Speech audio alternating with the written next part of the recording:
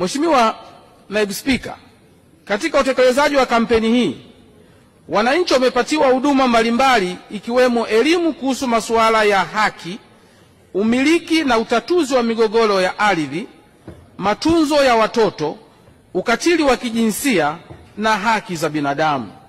Kupitia kampeni hii, jumla ya mikoa 25 ya Tanzania bara na halmashauri 179, kata 1907, vijiji na mitaa 5702 zilifikiwa na jumla ya wananchi 2,698,908 wakiwemo wanaume 1,347,325 na wanawake 1,351,583 walifikiwa na kupata elimu na huduma msaada wa kisheria kupitia mikutano ya ana kwa ana.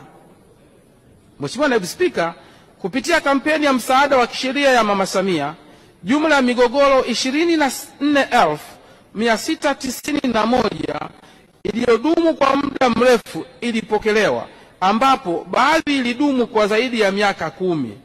Utatuzi wa migogoro hiyo umewezesha kuimarisha amani, utulivu na utangamano miongoni mwa wanajamii. Migogoro hii ilihusisha masuala mbalimbali yakiwemo masuala ya ardhi, ndoa za utotoni, matunzo ya watoto, ndoa, jinai, ukatili wa kijinsia. Aidha, jumla ya migogoro 5704 ilitatuliwa na kuhitimishwa kwa njia mbadala kati ya migogoro 23,399 ya muda mrefu iliyopokelewa.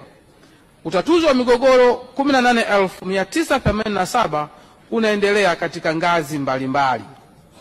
Mheshimiwa Naibu Spika, katika kuimarisha uratibu wa huduma za msaada wa kisheria katika ngazi za halmashauri, kata, vijiji na mitaa, wizara imeanzisha madawati ya msaada wa kisheria katika mamlaka 184 za serikali za mitaa Tanzania bara.